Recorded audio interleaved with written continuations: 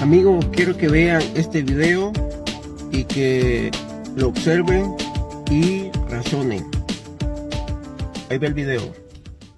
¿Qué te viene a la mente si digo la palabra Dios? ¿Una entidad abstracta e incomprensible? ¿O un ser específico? ¿Qué apariencia tiene? ¿Tiene forma humana o animal? ¿Es hombre o mujer? ¿Cuáles son sus características y su poder? ¿Es el único Dios o es uno de muchos? Ahora pregúntate, ¿por qué tengo este concepto de Dios? ¿De dónde viene? La idea que tenemos de la divinidad está formada por nuestra cultura. Y si las culturas han ido cambiando con el tiempo, se podría decir que Dios ha ido evolucionando. Prepárate para descubrir la evolución de Dios.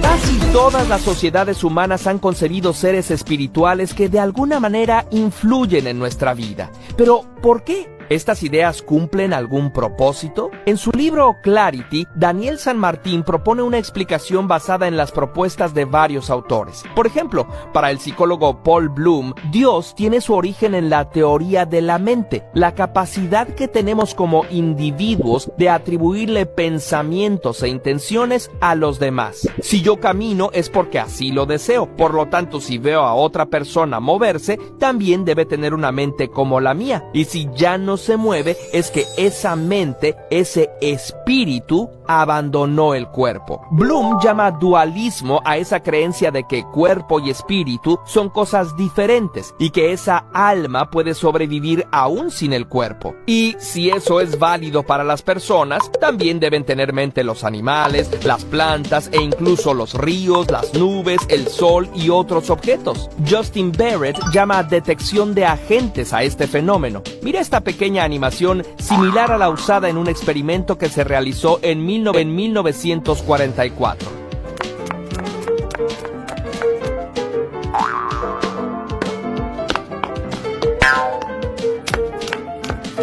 Aunque se trate de simples figuras geométricas, automáticamente les atribuimos agencia, intenciones, capacidad de acción y hasta personalidades. La teoría de la mente y la detección de agentes triunfaron evolutivamente porque nos permiten anticipar las acciones de los demás seres vivos, y fue fácil aplicarla incluso a los no vivos. Se le llama animismo a esta primera forma de religión, la idea de que los seres y fenómenos de la naturaleza y el cosmos poseen un ánima y un numen, o sea, un poder más allá de su existencia corpórea. Así, un río que genera vida podría ser una divinidad a la que hay que venerar. El sol y la luna regirían los ciclos cósmicos y hasta un conejo capturado para comerlo requeriría reverencia. Y los cuerpos de los familiares muertos, cercanos a nuestros sentimientos, debían ser tratados con respeto o incluso conservados, y sus espíritus también serían objeto de veneración.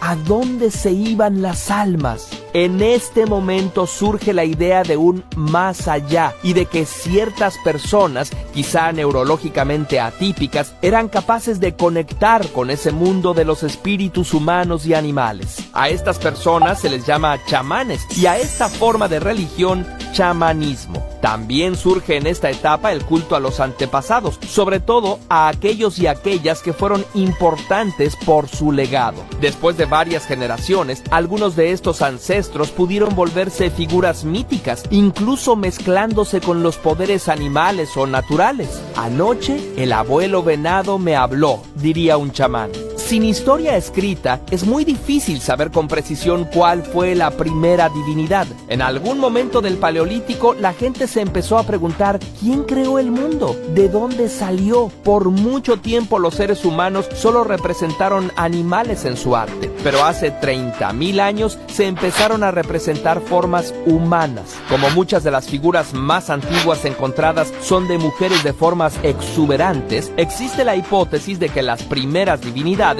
fueron femeninas. Tiene mucho sentido, ya que las sociedades en ese entonces tendían a ser más igualitarias y el principio femenino, con su capacidad de generar vida y de alimentar, cuidar y nutrir, era visto como sumamente poderoso. Así, quizá Dios nació como la gran diosa. Si de las mujeres surgen las personas, entonces de ella nació el mundo y todas sus criaturas. En ese entonces no había religión organizada, así que cada tribu tendría sus variantes, dioses. En esta sería la diosa de la fertilidad y de la siembra. En esta, la diosa de la luna y de los ríos, siempre asociada con los lugares húmedos, la tierra, los manantiales y las cuevas.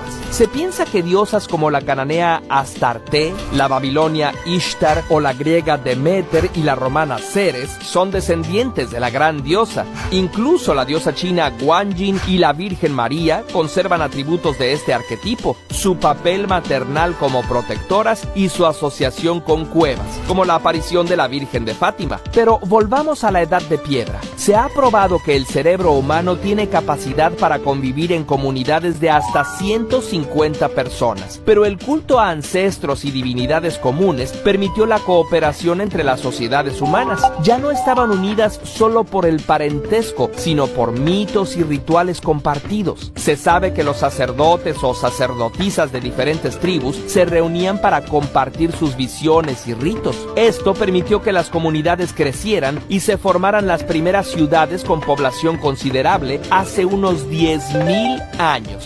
Entre el Neolítico y la Edad de Bronce, la religión empieza a organizarse y a asociarse con el poder. Sacerdotes y reyes son siervos de los dioses, pero gobernantes de los mortales. Estamos en plena etapa del politeísmo. Al organizarse la sociedad de manera jerárquica y patriarcal, las diosas van perdiendo relevancia y los dioses varones se vuelven importantes. Es el caso del Zeus griego y de Odín de la mitología nórdica, ambos denominados padre de todos. En el politeísmo se reconocen muchos dioses, cada uno con atributos y áreas de acción diferentes. Los dioses del Olimpo griego, con sus áreas de dominio, sus reyertas y mitos, son de esta etapa, y también los dioses del hinduismo, como Shiva y Vishnu. En Mesoamérica, aztecas, incas y mayas también eran politeístas. Y si te fijas, todas estas sociedades tenían jerarquías bastante rígidas, pero no todo eran grandes dioses. Mucho del animismo aún sobrevivía. Los antiguos latinos, por ejemplo, tenían sus penates, humildes dioses del hogar y de las despensas, propios de cada familia. En una región de Medio Oriente llamada Canaán, sí se adoraba a un gran dios, el dios El,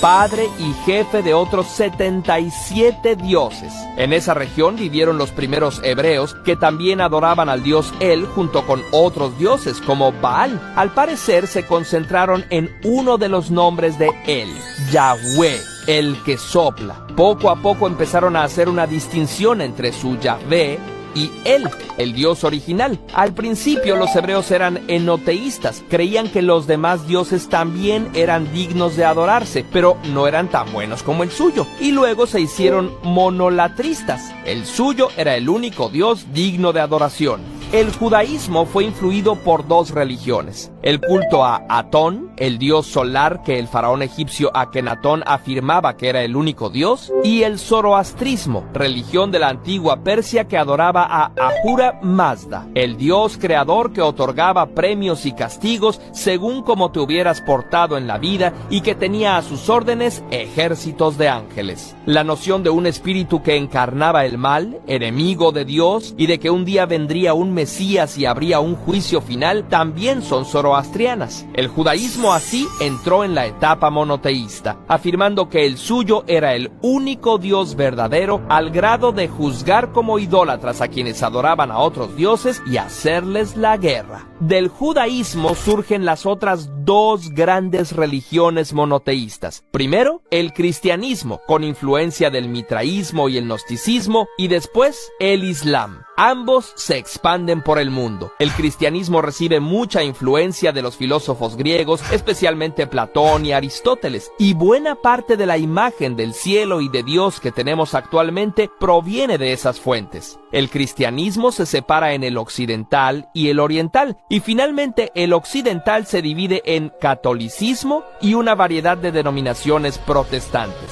Así, Dios empezó siendo los espíritus de la naturaleza, unos más poderosos que otros, con los que había que convivir, y luego una multiplicidad de personas con caprichos y emociones humanas a los que había que mantener contentos, y de ahí hacer uno solo, con reglas morales que había que seguir. Pero esta evolución de Dios no ha sido lineal, sino que, como la evolución biológica,